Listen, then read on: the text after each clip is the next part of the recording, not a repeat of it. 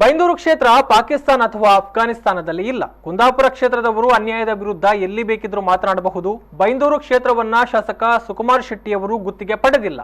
ಅನ್ಯಾಯದ ವಿರುದ್ಧ ಮಾತನಾಡುವ, ಮಹಿಳೆಯರ ಮೇಲೆ ಆದಂತಹ ದೌರ್ಜನ್ಯವನ್ನ ಪ್ರಶ್ನಿಸುವ ಹಕ್ಕನ್ನ ಸಂವಿಧಾನ ನಮಗೆ ಕೊಟ್ಟಿದೆ ಅಂತ ಕಾಂಗ್ರೆಸ್ ಯುವ ಮುಖಂಡ ವಿಕಾಸ್ ಹೆಗ್ಡೆ ಗುಡುಗಿದ್ದಾರೆ. ರಾಜಕೀಯ ಹಿನ್ನೆಲೆಯಲ್ಲಿ ಬಣ್ಸೆ ಸ್ವಾವಲಂಬನಾ ಹೊಲಿಗೆ ತರಬೇತಿ ಕೇಂದ್ರವನ್ನು ಸ್ಥಳಾಂತರಿಸಿರುವ ಬೈಂದೂರು ಶಾಸಕರ ವಿರುದ್ಧ ಸಿದ್ದಾಪುರದಲ್ಲಿ ನಡೆದ ಪ್ರತಿಭಟನಾ ಸಭೆಯಲ್ಲಿ ಅವರು ಮಾತನಾಡಿದರು. ಕ್ಷೇತ್ರದಲ್ಲಿ ಅಕ್ರಮ, ಅನಾಚಾರ, ಶಾಸಕರು ಹಾಗೂ ಅವರ ಪಟಾಲಂಕಗಳು ಗುತ್ತಿಗೆದಾರರಿಗೆ ಹೇಗೆ ಕಿರುಕುಳ ಕೊಡ್ತಿದ್ದಾರೆ, ಕಮಿಷನ್ ದಂಧೆ ಹೇಗೆ ನಡೆಯುತ್ತಿದೆ, ಎಲ್ಲದರ ಬಗ್ಗೆಯೂ ಹಿಂದೆ ನಡೆದಿರುವ ಪ್ರತಿಭಟನೆಯಲ್ಲಿ ಹೇಳಿದ್ದೇನೆ. ಮುಂದೆಯೂ ಹೇಳುವೆ. ಸತ್ಯವನ್ನ ಹೇಳಲು ನನಗೆ ಯಾವುದೇ ಭಯ ಇಲ್ಲ.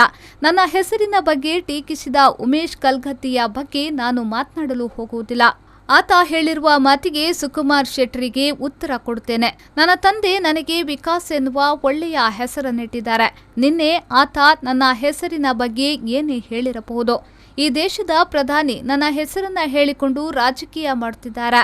ಸಬ್ಕಾ ಸಾಥ್ ಸಬ್ಕಾ ವಿಕಾಸ್ ಎಂದು ಪ್ರಧಾನಿ ಹೇಳುತ್ತಾರೆ. ಆದರೆ ಬೈಂದೂರು ಶಾಸಕರಿಗೆ ಸಬ್ಕಾ ಸಾಥ್ ಸಬ್ಕಾ ವಿಕಾಸ್ ಬೇಡ. ಅವರಿಗೆ ಅವರ ವಿಕಾಸವಾದರೆ ಸಾಕು. ಸುಮಾರು 39 ವರ್ಷಗಳಿಂದಲೂ ವಿಕಾಸ್ ಎಂದು ಹೆಸರನ್ನಿಟ್ಟುಕೊಂಡು ರಾಜಕೀಯ, ಧಾರ್ಮಿಕ, ಸಾಂಸ್ಕೃತಿಕ, ಶೈಕ್ಷಣಿಕವಾಗಿ ನಾನು ವಿಕಾಸಗೊಂಡಿದ್ದೇನೆ. ಆದರೆ ಸುಕುಮಾರ್ ಎಂದು ಹೆಸರಿಟ್ಟುಕೊಂಡಿರುವ ನೀವು ಇನ್ನೂ ವಿಕಾಸಗೊಂಡಿಲ್ಲ.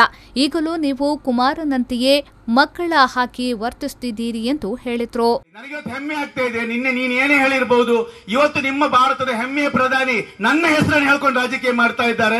ಸಬ್ಕಾ ಸಾಥ್ ಸಬ್ಕಾ ವಿಕಾಸ್ ಅಂತೇಳಿ ಹೇಳುವುದಿದ್ರೆ ಅದು ನರೇಂದ್ರ ಮೋದಿ ಬಿಟ್ರೆ ನಾನಲ್ಲ. ಆದ್ರೆ ನಿಮ್ಮ ಶಾಸಕರಿಗೆ ಆ ಮಾತು ಕೇಳ್ತಾ ಇಲ್ಲ.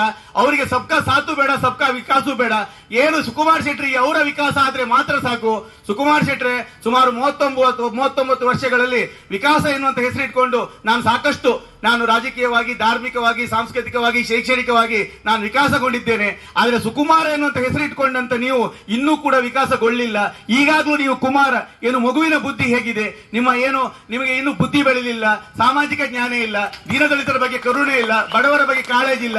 ದಯವಿಟ್ಟು ನೀವು ವಿಕಾಸ ಹೊಂದಿ ಎನ್ನುವುದನ್ನ ನಿಮ್ಮ ವ್ಯಕ್ತಿಯ ಮೂಲಕ ನೀವು ಉತ್ತರ ಕೊಟ್ಟಿದ್ದೀರಿ. ಅದಕ್ಕೆ ನಾನು ನಿಮಗೆ ನೇರವಾಗಿ ಉತ್ತರವನ್ನು ಕೊಡ್ಲಿಕ್ಕೆ ಇಷ್ಟಪಡ್ತಾ ಇದ್ದೀನಿ. ಸರಣಿ ಸತ್ಯಾಗ್ರಹವನ್ನ ಹೇಗಾದರೂ ಹತ್ತಿಕ್ಕಬೇಕು, ಇದಕ್ಕೆ ರಾಜಕೀಯ ಬಣ್ಣವನ್ನ ತರಬೇಕು ಎಂದು ದುರುದ್ದೇಶದಿಂದ ಸುಕುಮಾರ್ ಶೆಟ್ರು ತನ್ನ ವಿರುದ್ಧ ಅವರ ಪಟಾಲಂಗಳಿಂದ ನಾನು ವಿಧಾನಸೌಧದ ಏಜೆಂಟ್ ಎಂಬ ಹೇಳಿಕೆಗಳನ್ನ ಕೊಡಿಸಿದ್ದಾರೆ. ನಾನು ಇಲ್ಲಿ ರಾಜಕೀಯ ಮಾಡಲು ಬಂದವನಲ್ಲ.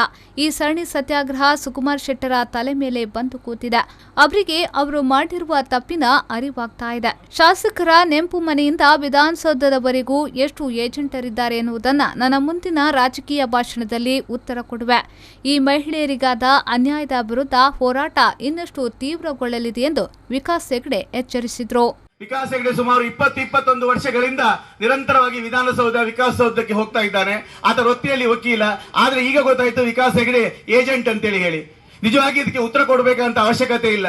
ಯಾಕಂತ ಹೇಳಿದ್ರೆ ಸುಕುಮಾರ್ ಶೆಟ್ಟರ ನಮ್ದು ಏನು ಸರಣಿ ಸತ್ಯಾಗ್ರಹ ಹೇಗಾಗಲೂ ಮಾಡಿ ನಿಲ್ಲಿಸಬೇಕು. ಇದಕ್ಕೆ ರಾಜಕೀಯ ಬಣ್ಣವನ್ನು ತರಬೇಕು. ಇದರಿಂದಾಗಿ ಸರಣಿ ಸತ್ಯಾಗ್ರಹ ಹತ್ತಿಕ್ಕಬೇಕು ಎನ್ನುವಂತ ದುರುದ್ದೇಶದಿಂದ ಇಂಥ ಹೇಳಿಕೆಗಳನ್ನು ಕೊಡ್ತಾ ಇದ್ದಾರೆ. ಪ್ರತಿಭಟನಾ ಸಭೆಯಲ್ಲಿ ಕಾಂಗ್ರೆಸ್ ಮುಖಂಡರಾದ ಸಂಪಿಗೇಡಿ ಸಂಜೀವ ಶೆಟ್ಟಿ, ತಾಲೂಕು ಪಂಚಾಯತ್ ಸದಸ್ಯ ವಾಸುದೇವ್ ಪೈ, ಪ್ರದೀಪ್ ಕುಮಾರ್ ಶೆಟ್ಟಿ, ಗುಡಿಬೆಟ್ಟು, ಶರತ್ ಕುಮಾರ್ ಶೆಟ್ಟಿ, ಬಾಳಿಕೆರೆ, ಉದಯ್ ಕುಮಾರ್ ಶೆಟ್ಟಿ ಮೊದಲಾದವರು ಭಾಗವಹಿಸಿದ್ರು.